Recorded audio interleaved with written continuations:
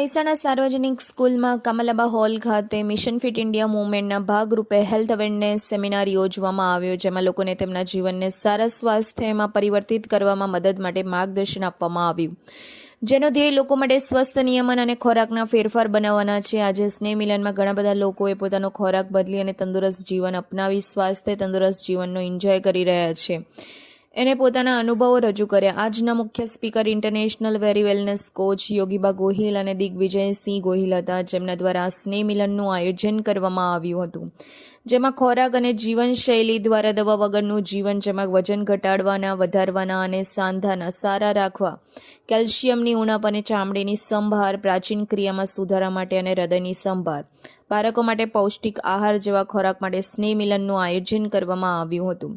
Reporter Kanaksinh Rajput, DT news live 24 Mehsana. Hi, મારું નામ ચંદુજી છે અને હું વારીસથી છું અને હું આ કોમ્યુનિટીમાં 5 મહિનાથી જોઈન્ટ થયો છું અને મારે ઘરનાને ડાયાબિટીસ હતું અને મને મારા કોચ મળ્યા બસ સ્ટેન્ડની અંદર, પારુબા વાઘેલા અને જયસિંહ વાઘેલા। એમણે મને માર્ગદર્શન આપ્યું, તમે આ કોમ્યુનિટીમાં જોઈન્ટ થો તો તમને બધું સારું થઈ જશે। તો મારા ઘરનાને 400-450 ડાયાબિટીસ રહેતું હતું અને મારે પણ ડાયાબિટીસ 250 જેવું રહેતું હતું અને બીપી, બીજા ઘણા બધા રોગો હતા, બીપી, પગ દુખતા હતા, હાંધા દુખતા હતા, બધું થતું હતું। તો એના માટે જયસિંહ બાપુ મળ્યા એટલે મેં વાત કરી, એમણે મને કીધું કે આ રીતે છે, કોમ્યુનિટીમાં જોઈન્ટ થયો। હું 2-3 દાડા જોયું, મને સારું લાગ્યું એટલે મેં રાજા જેવો નાસ્તો ને રાણી જેવી ચા મંગાવી, પછી મારા ઘરનાને ચાલુ કરાયું। અત્યારે હાલ 2 મહિનામાં જ મને રિઝલ્ટ મળી ગયું।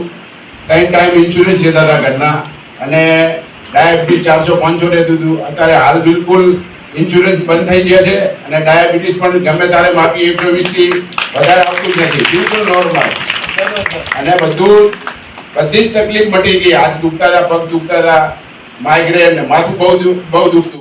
તમને શું પ્રોબ્લેમ પડે છે? યસ, તો નેક્સ્ટ કરીશું। પણ આજે મેં દેખાડ્યું ને, અમારો આખું ડિફરન્ટ છે। રાજા જેવો નાસ્તો અમારો, તમે જેમને મદદ કરી જેમને પૂછજો, બપોરે ભોજન કેવું લેવું એ તમને સમજાવશે, રાતનું ભોજન કેવું એ તમને અહીંયાથી સમજાવશે।